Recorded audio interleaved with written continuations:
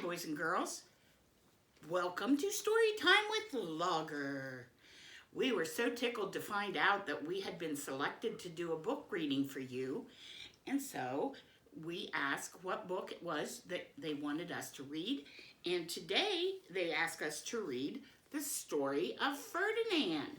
So that's what we're going to do, isn't it?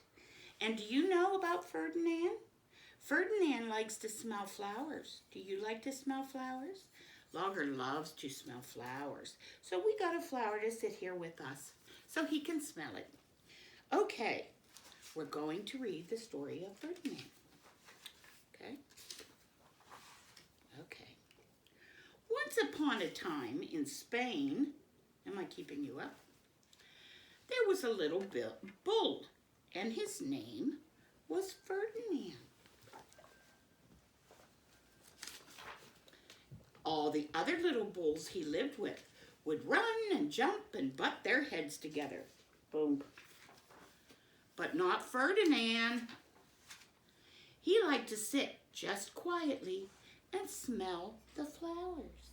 Yeah, just like you do. He had a favorite spot out in the pasture under a cork tree.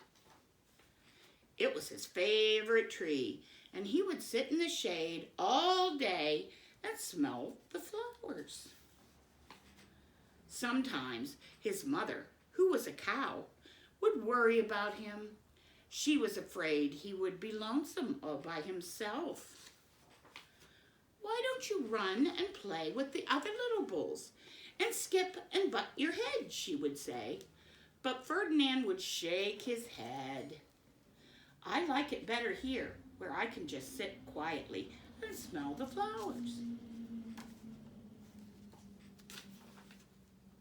His mother saw that he was not lonesome, and because she was an understanding mother, even though she was a cow, she let him just sit there and be happy. As the years went by, Ferdinand grew and grew until he was very big and strong.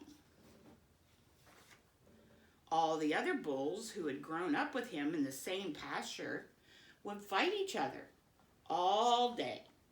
They would butt each other and stick each other with their horns.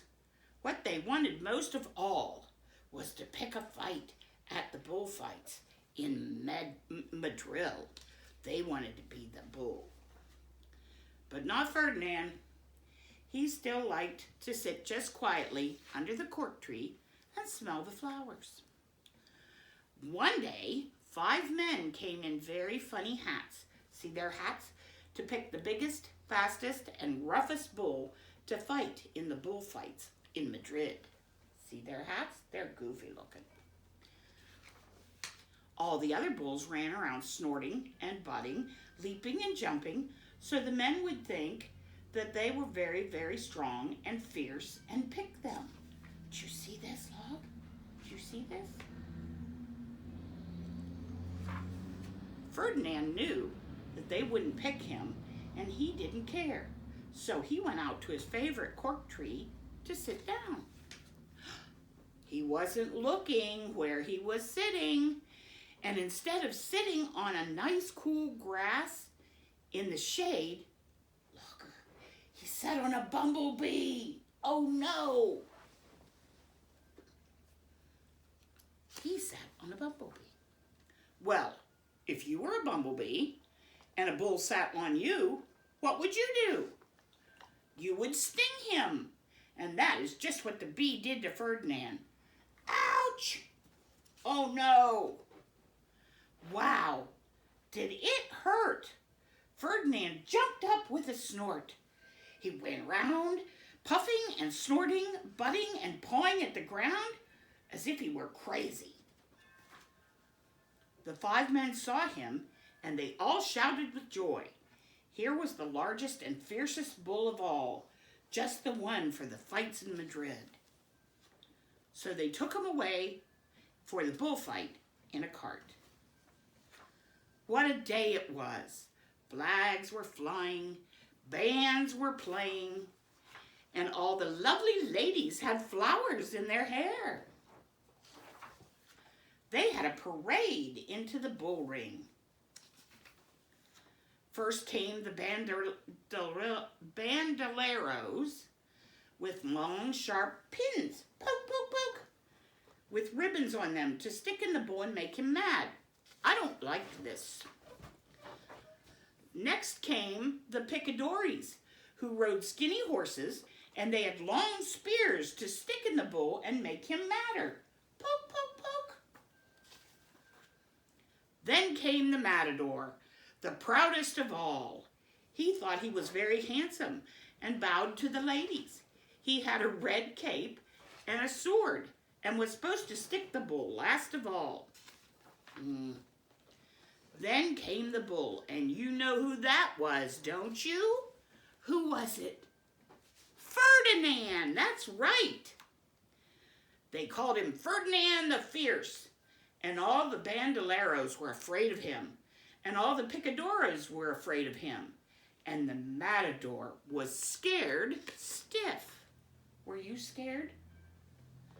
Ferdinand ran to the middle of the ring, and everyone shouted and clapped because they thought he was going to fight fiercely and butt and snort and stick his horns around. But not Ferdinand. When he got to the middle of the ring, he saw the flowers in all of the lovely ladies' hair, and he just sat down quietly and smelled. He wouldn't fight and be fierce no matter what they did. He just sat and smelled. And the bandoleros were mad, and the picadores were madder, and the matador was so mad he cried because he couldn't show off his cape and sword.